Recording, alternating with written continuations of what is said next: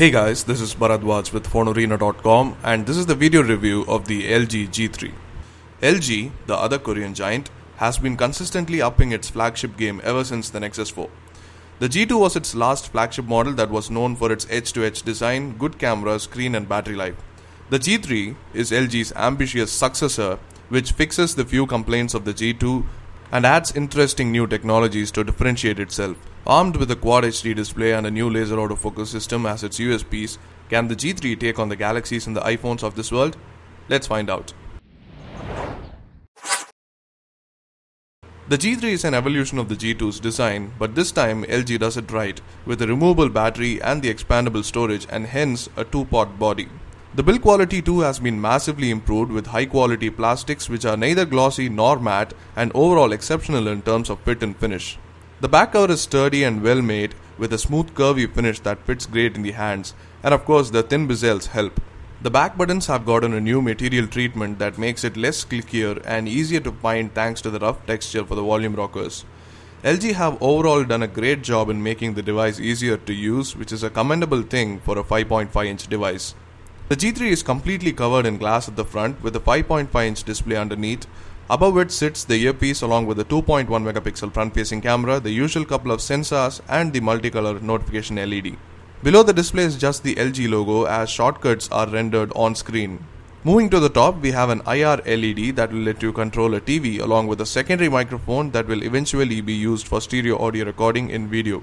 Over at the bottom is the micro USB port, the 3.5mm audio jack and the primary microphone. The back is where most things are, starting with a 13 megapixel camera flanked by the laser autofocus unit on its left and the dual tone LED flash on its right. Right below is the hardware button setup that LG introduced with the G2. Down at the bottom of the back is the new 1-watt speaker that has excellent output. The removable back cover reveals the battery and the stacked micro SD and SIM card slots. So anyway, let's focus on the hardware highlights now. The LG G3 comes with a 5.5-inch IPS LCD screen with a resolution of 2560 by 1440. This is 4 times the amount of pixels that you would see on a 5.5-inch 720p screen. It's extremely sharp with a pixel density of 534 ppi and the difference is immediately noticeable, but there are some things LG have done that deters the overall experience, like the unnecessary sharpening, the aggressive auto brightness control that wants to save battery and other implications. The display is otherwise great, with good viewing angles, great color reproduction and brightness when set to manual. While the display is good, Quad HD does feel like a step back. More on this later.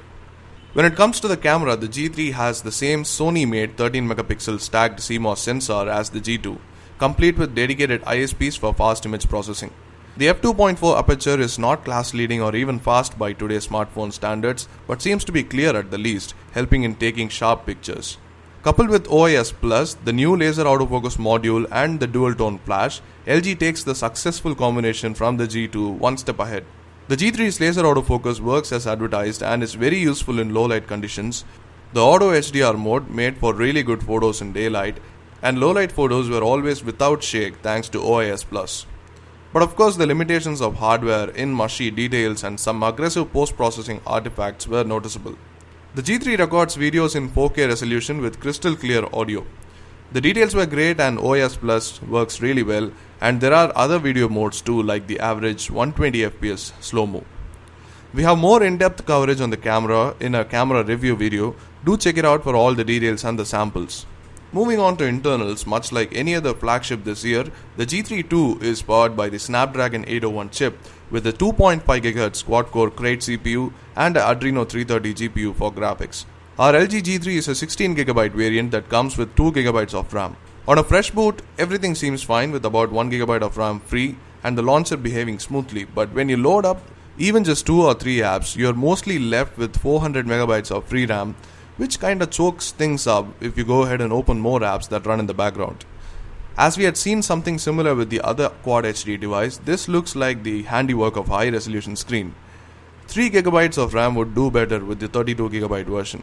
We had noticed even in benchmarks that the CPU or the GPU doesn't match up with the other devices with the 1080p screen, especially when it came to on-screen tests from the GPU.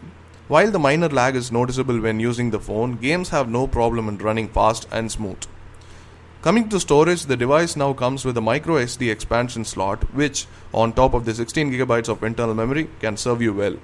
One of the most notable hardware additions on the G3 surprisingly turned out to be the 1-watt amplifier boosted loudspeaker which outputs high quality music.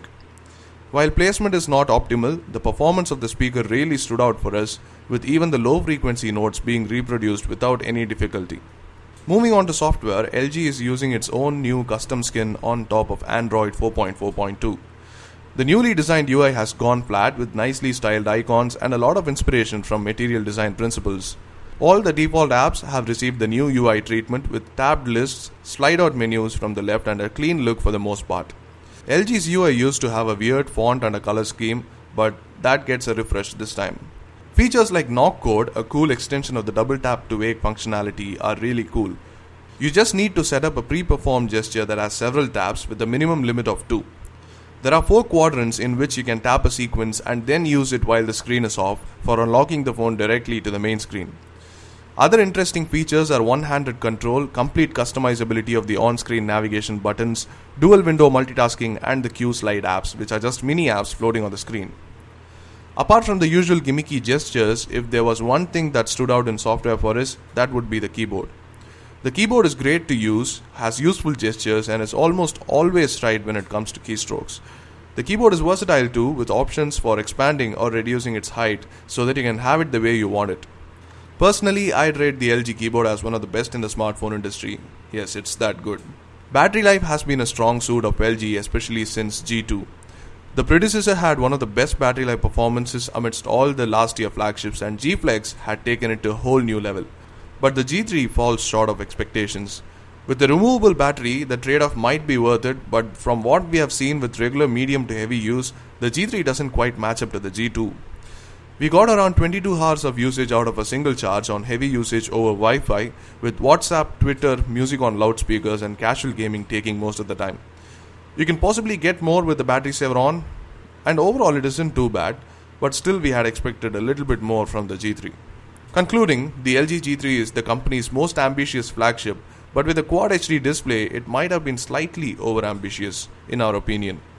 The resolution and other properties of the display affect battery life and performance, and at the same time proves to be not much of an upgrade over 1080p.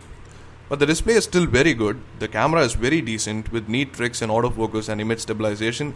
LG have finally nailed the build quality and design to utter perfection, but performance not so great, and the battery life, while still good, falls short of expectations. If the G3 had a 5.5-inch 1080p display instead, it would still be a really great flagship. At Rs 47,990, there are a lot of things to like about the G3, and if you don't mind the said limitations, it's one of the best phones you can get right now.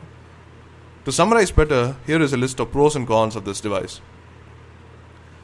And that's about it for the review, guys. Do check out our full text review, which has a lot more details and photos and text. The link will be in the description below. And also do hit the like button if you like this video and subscribe to our channel for more videos like these. Thanks for watching and let us know what you think in the comment section below.